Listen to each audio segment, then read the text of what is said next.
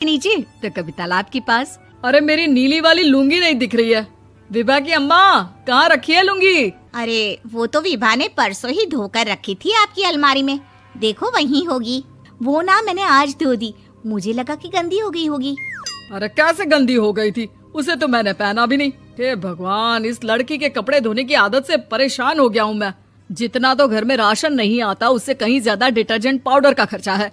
इसकी शादी करवा दो, शादी जाए अपने घर में ही करे काम, फिर चाहे घर के कपड़े धोने हो या पूरे गांव के। हाँ ठीक बोल रही हो, देखता हूँ मैं कोई लड़का। वो दिन भी आ जाता है जब विभा को देखने लड़के वाले आ जाते हैं। लड़की मुझे अच्छी लगी। होने वाली सास कहती है, बेटी अगर कुछ पूछना है तो पूछ लो। वैसे तो हमारी लड़की बहुत ही शर्मिली है, जो बोल दो वो मान लेती है, इसे क्या पूछना होगा। अरे कैसी बात कर रही हो माँ, मुझे इन लोगों के घर रहना है, सवाल तो कई है। हाँ हाँ बेटा, पूछ लो ना, क्या पूछना है। आप लोगों के घर कपड़े कौन धोता है? सास का मुंह बन जाता है।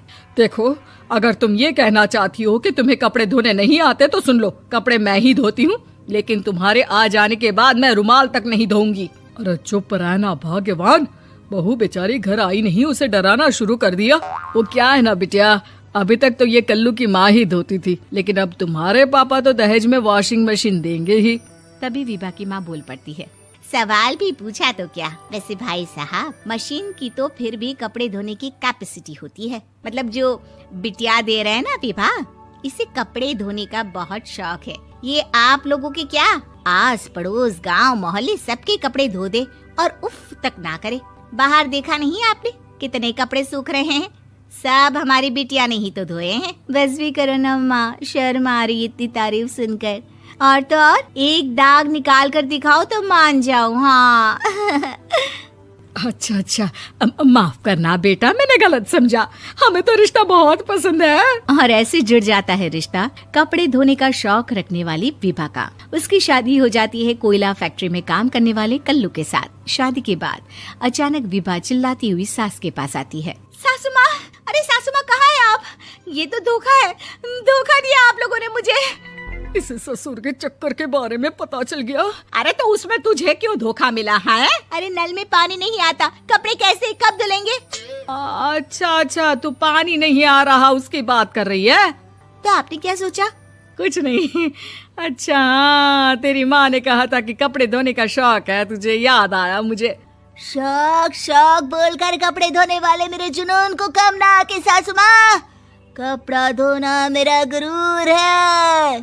तभी पति भी वहाँ आ जाता है। अभी अभी मैंने इसे सनी देओल की फिल्म दिखाई है, उसी के डायलॉग मार रही है माँ। अच्छा सुन, साफ साफ बता रही हूँ, पानी सुबह 4 से 6 और शाम को 10 से 12 आता है, समझी? विभा टाइमिंग सुनकर हैरान हो जाती है। ये क्या भूतों का मोहल्ला है? सुबह 4 बजे उठकर कौन कपड़े धोता है? 4 बजे टंकी में पानी जाता है, फिर सारा दिन धोना ना, किसने मना किया? अरे कैसी बात कर रही हैं? 200 लीटर की टंकी में कितने कपड़े धो लूंगी मैं, सुबह ही उठ जाऊंगी मैं। अब क्या था, विभा सुबह 4 से लेकर रात के 12 बजे तक कपड़े ही धोती रहती। एक रोज सास पड़ोस से निकलकर कहीं जा रही होती है कि साथ वाली कहती है, हाँ कल्लू की माँ, जरा ये बताओ कि 2 साड़ी है, 2 ब्लाउज और एक पेटीकोट और एक नाड़े वाला लंबा कच्छा। हाँ तो?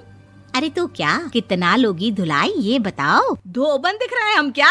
हमारे पति सरकारी नौकरी से अभी अभी रिटायर हुए हैं और बेटा सुपरवाइजर है कोयला फैक्ट्री में। धोबन समझ रखा है हमें।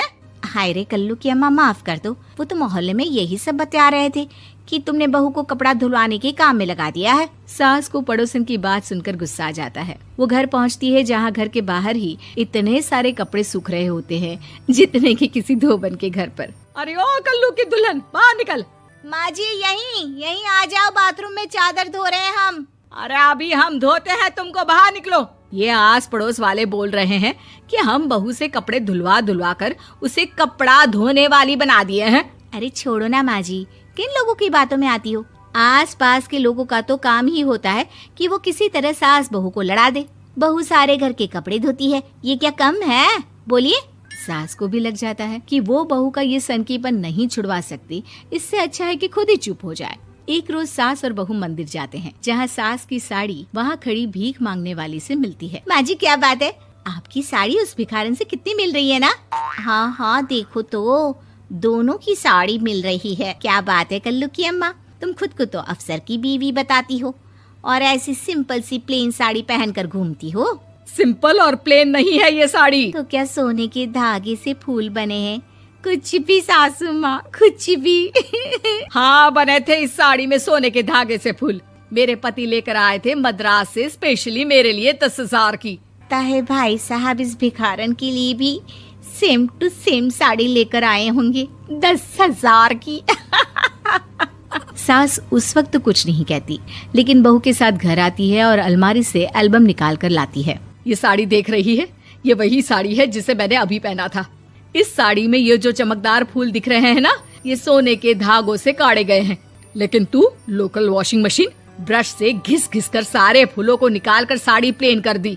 मुझे माफ कर दीजिए सासू माँ। और तो और, जब मैंने तुझे तेरी गलती के लिए कुछ नहीं कहा, लेकिन तूने तो सबके सामने मेरा मजाक ही बना दिया। क्यों? बहू को समझ में आ जाता है कि अब से उसका कपड़े धोना बंद।